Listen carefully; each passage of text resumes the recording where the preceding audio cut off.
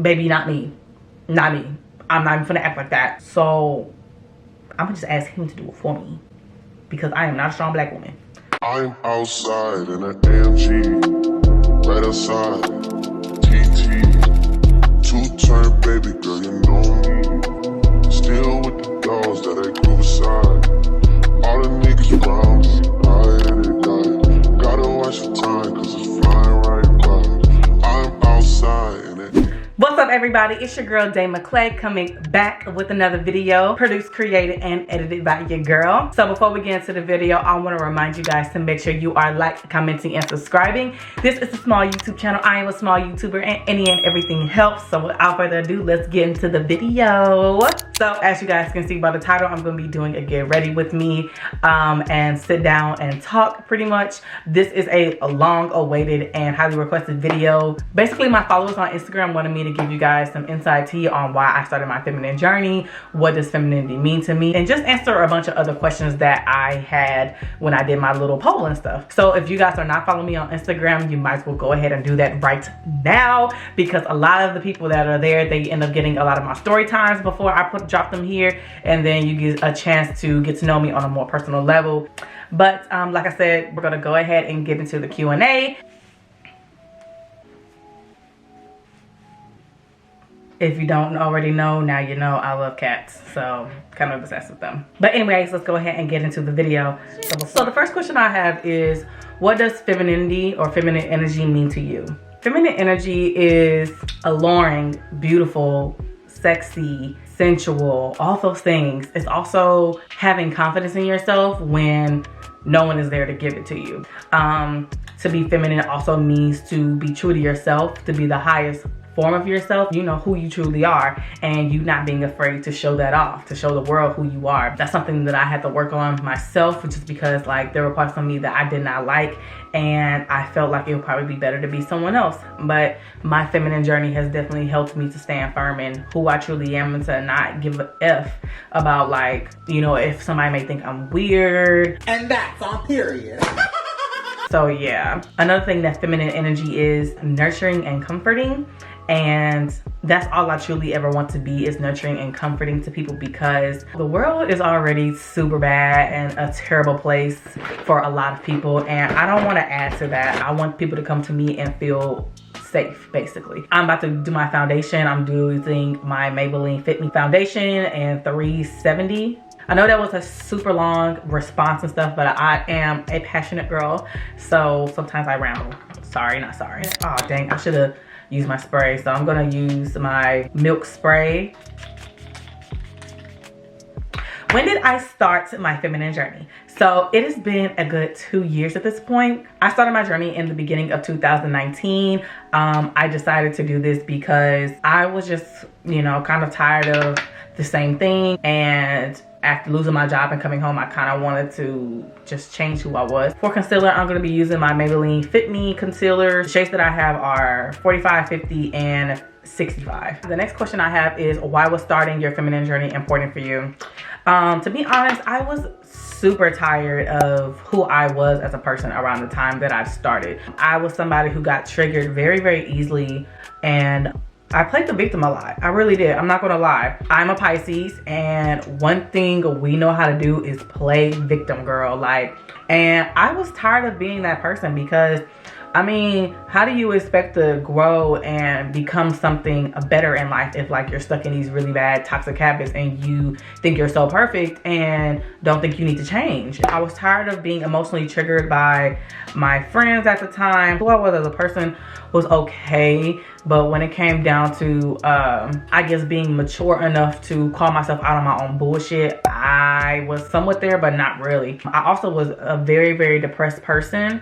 I still go through depression, but my feminine journey has really helped me. Well, my feminine and spiritual journey has really helped me to evolve and know how to cope with it. And right now I'm in the process of trying to look for a therapist, because I know I need one. But the main reason for me starting my feminine journey was for me to gain more confidence in myself, stop being a depressed bitch. And then I also want to, you know, take ownership for the drama that I brought into my life and the failed friendships that I had in my life. I'm not going to sit here and take responsibility for everything that happened in the friendships and stuff, because I wasn't at fault for everything, but I am going to take ownership for where I went wrong. That's basically the reason why I started my feminine journey. And then the last reason, I have some issues with making girlfriends. Women just make me nervous, to be honest. I'm not even gonna fake it to you. Really? It's very hard for me to make female friends because I just don't think they're gonna end well. I know for me, that has played a huge part in why I find it difficult to branch out and make female friends. So yeah, that's why I started my feminine journey. I wanted to become a more evolved form of myself. I wanted to heal, and I wanted to be in a space where I can form healthy relationships with other women.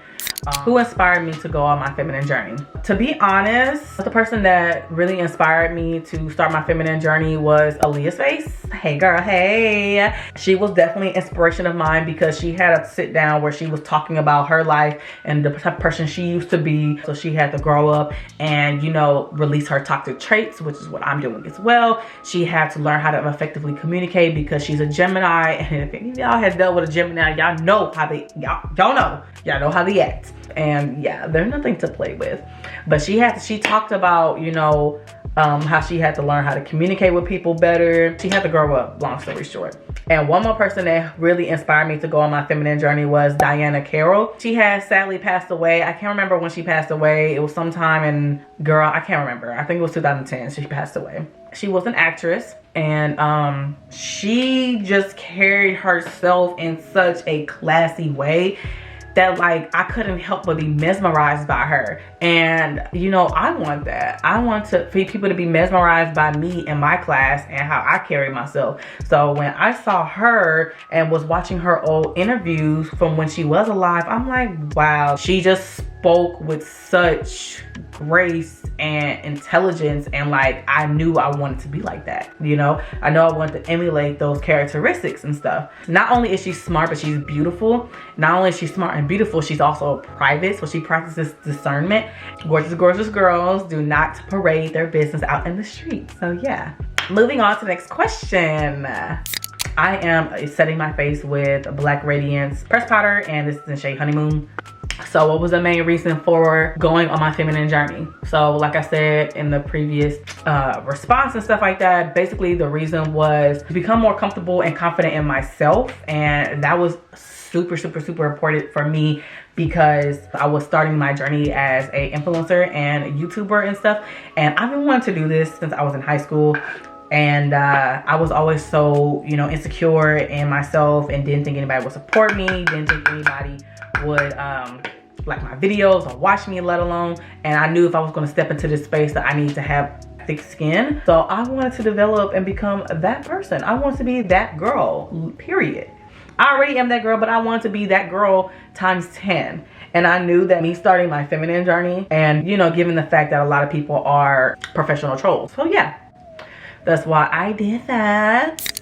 What are some things that you have done to connect to your feminine side? So your girl has cried a lot, and that was super important for me to like release a lot of those emotions and release a lot of baggage that I had from, you know, the traumatic things that happened in my life growing up. I also did a lot of journaling, and that helps me get a lot of things off my chest and out of my mind. I'm using Juvia's Place Contour Duo with the blush and stuff. So what was I saying?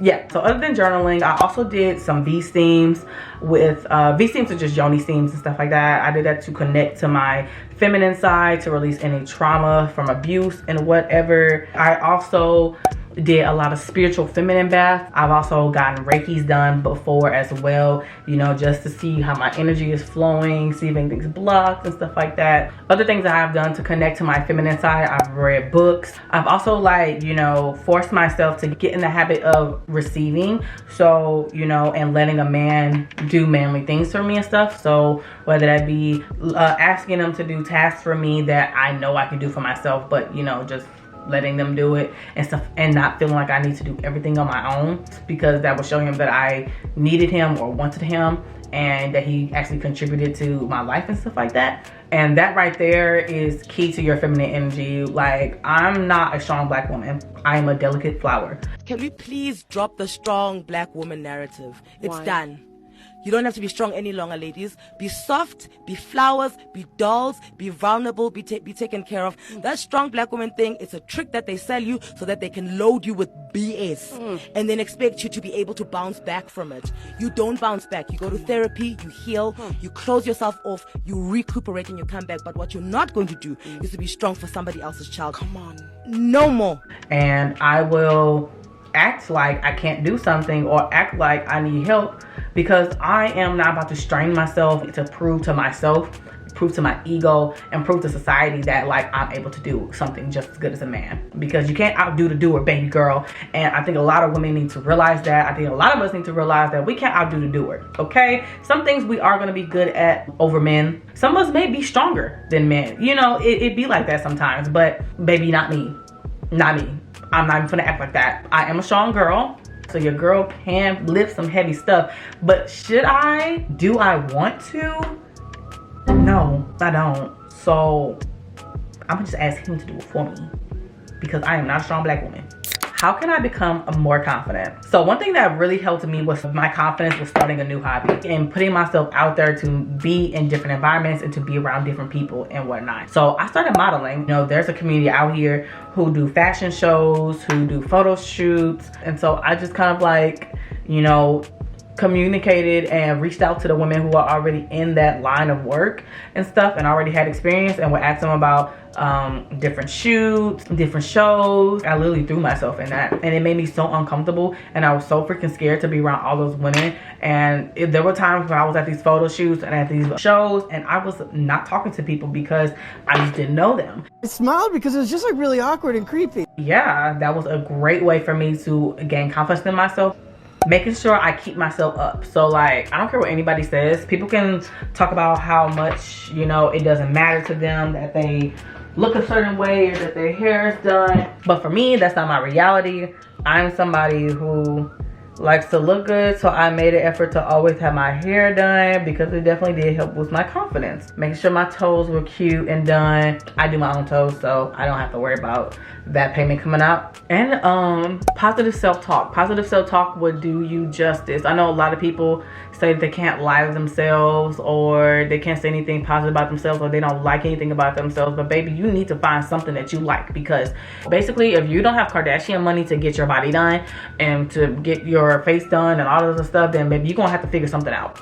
Because no one's giving out free BBLs, no one's giving out free facials and stuff like that. So you need to figure out something that you like about yourself, or something you want to work on about yourself to make you feel better about how you feel about who you are. So I would just find things that I liked about myself, and I would tell myself in the mirror how beautiful I was. I would stand in my room in the mirror naked, and I would like literally like look at myself and point out things that I loved about my body. These are the things that you have to do in order to gain confidence, love.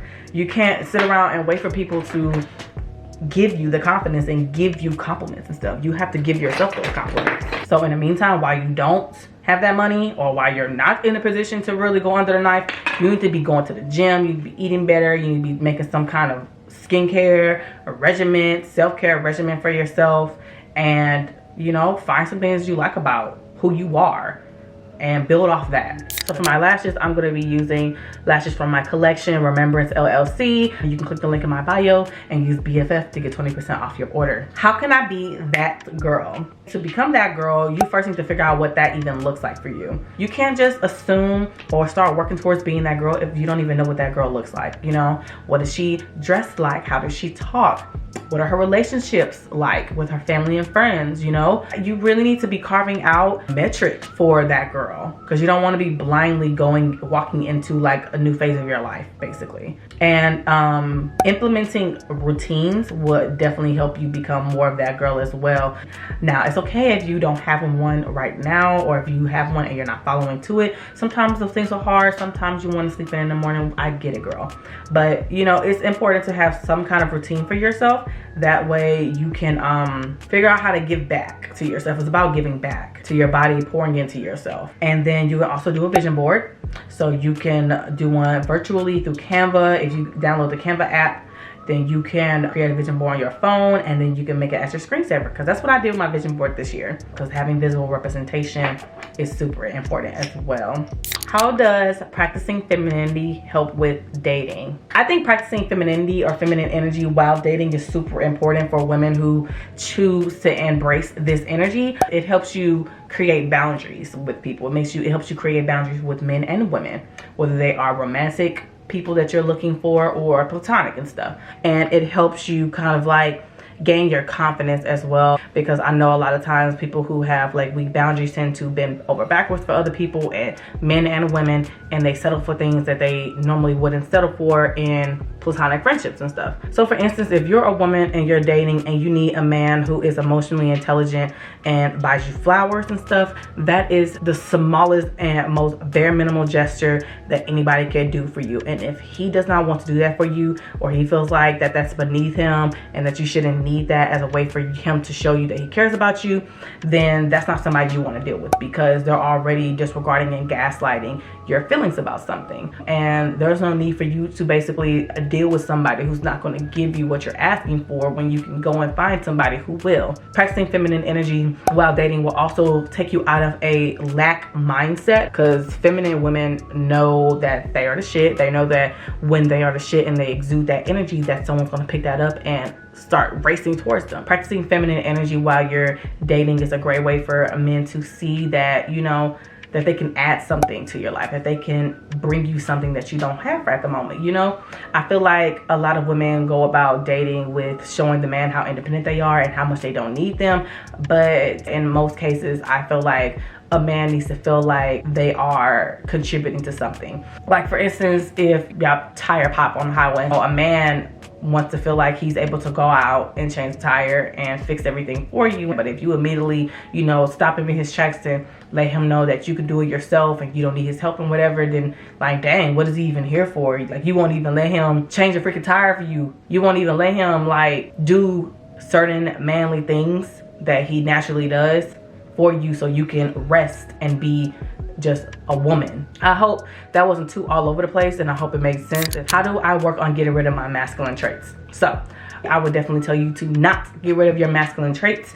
Being masculine in certain areas of your life is not problematic. It is not a bad thing. It's actually a really good thing if you are masculine in certain traits, because you need that balance. You need that structure in your life. If you're not masculine in certain aspects of your life, you're just going to be somebody who goes with the flow, and you're never going to have structure. You're going to be someone who is constantly like letting go and spending money all the time because you have no discipline. There are certain aspects of masculine energy that is well needed in our lives for us to basically grow into a more evolved person. You need balance. You need both masculine and feminine energy in order to go throughout life as a human being. Everything is in duality. So you have heads, then you got tails. You have a light, dark, positive, negative. And while I have you guys here, let's look and see what masculine energy even is. So responsibility, focus, logic, support, assertiveness. Basically, you need your masculine energy.